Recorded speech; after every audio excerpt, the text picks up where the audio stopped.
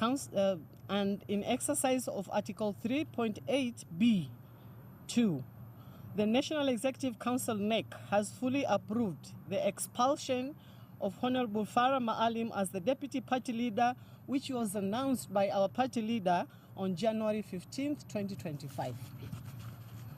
Wiper Democratic Movement will lead demonstrations by the end of March unless progress is made towards the reconstitution of the new Independent Electoral and Boundaries Commission. Wiper will solidify its presence across the country by carrying out party elections in a structured manner, culminating in a national delegates convention. Finally, Wiper Democratic Movement will hold recruitment rallies across the country to witness the issuance of national identity cards as well as recruitment of voters. We urge our Gen Zs and all Kenyans who have not yet registered to do so and also register as voters for them to be part of the present and future decision-making process. We thank you and welcome for any questions. Our party can give his remarks, our party leader. Okay. So tuwashukuruni sana, na bado katika hali hiyo ya kuyatafakari ambayo yamezungumzwa na kusemwa na katibu mkuu wa chama, kuna umuhimu ya kutilia mkazo mengine ambayo pengine hajawekwa katika kumbukumbu za katiba, kumbukumbu za chama. Kwa mfano, yuko bwana moja anatembea kila sehemu ya Kenya kusema yeye ako katika harakati za kuunganisha nchi. Well, we want to tell President William Ruto that there's no need of talking about unifying the country around the broad-based government. Now it is official. The broad-based, blood-based government, blood-based, all right, heavily supported by abductions and abduction squads. It is now official that what William Ruto is trying to do is to formulate his re-election campaign strategy. We want to tell him the country is so united, more than ever before. In fact, it has never been as united as it is since independence, around one goal: to defeat William Ruto at the next elections. So asijisumbue sana kusema naunganisha nchi. Nchi imeunganika. Wakenya wako sawa, wako katika hali tahadhari. Huwezi ukajisifu na kujipiga kifua na kusema eti wewe utahakikisha kwamba after 2032 wewe mwenyewe utabadilisha katiba na kuhakikisha Ruto anaendelea na uongozi wa nchi. Kwa hivyo tuache kuandaa wananchi. This is the essence of democracy. I repeat, as I've done before, that taking over the leadership of this country, Executive Order number 1, do away with housing levy taxes. Yes. They are unconstitutional. They are almost an abomination. You don't take public land, give it to your friends. You're selling steel and cement to them.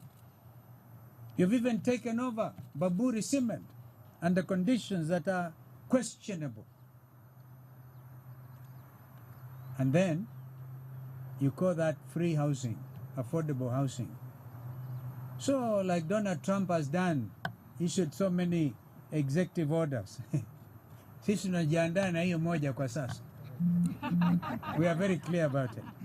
Because our education system is a mess. Our health sector has been state captured by Andani. Remember, Andani is still hovering around. We have said, by the way, the one commission we have already started working on is the State Capture Commission. That one we're working on, and we even work along that one with Kinaruto if they have not abandoned it, because they will have to be held accountable for state capture. You know, I was driving from the village over the weekend, and I asked my driver kama anajua mtoto akimaliza grade 9, and remember they said by now enough classes will have been put in place. We need to hold them to account. How many classrooms have you put up, Mr. Ruto, for the new confused education system? And I'm talking to you as one with a bit of experience in education, having served as Minister for Education for 3.5 years. Kenyans will have forgotten. Uncle Moody was my assistant minister when I was Minister for Education. So we know what you're talking about. The current Governor Baringo was my first appointee to be the CEO of Higher Education Loans Board. He's governor today, you can ask him. The funding model was clear. So the children of the poor, they're being asked to look for millions. Well, not millions, a lot of money. To them, they are millions. It amounts to millions, yeah. A lot of Kenyan students cannot access university education. Mtoto akimaliza grade 9, driver nikamuuliza anaenda wapi? Ajui. Nikauliza security man alikuwa hapo next to him, ajui. Wanaanza kupiga simu, pigia principal wa shule moja. And I told them, before we get to Mwingi, because we are somewhere between Kiso and Mwingi, before we get to Mwingi, you have to give me an answer. I'm asking them because having been Minister for Education, in fact, a lot of Kenyans don't know. So what is all the hurry?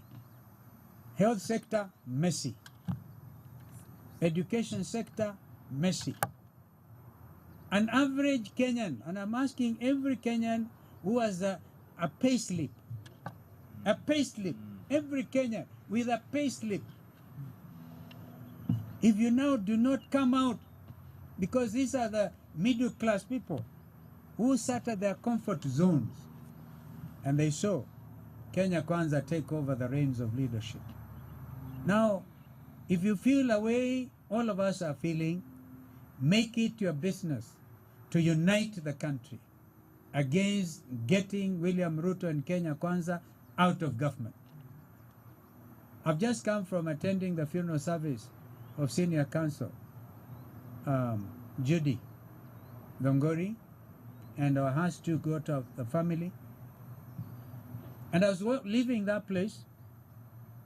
A gentleman called Kanoti approaches me, Secretary General of ANC, ya Musalia Mudavadi. And they're telling me, huyu jamaa ameenda peke yake. And then they get MCS from Tanzania. We know what you are doing. And if you don't believe in the spirit of gangsterism, listen to this. 5 million shillings kwa meza. You sign impeachment, anatembea, collect 2 million. Ukimaliza kazi, the 3 million utachukua. Is that the type of democratic leadership we expect? And the paymasters are known. I think we will expose them as we go on. Simply because you cannot take criticism. Well, the country has moved. The country, I repeat, is united around one common theme. Peleka zakayo nyumbani. Thank you. Questions? I don't know. So, thank you. Thank you very much. Thank you, Baba. Thank you.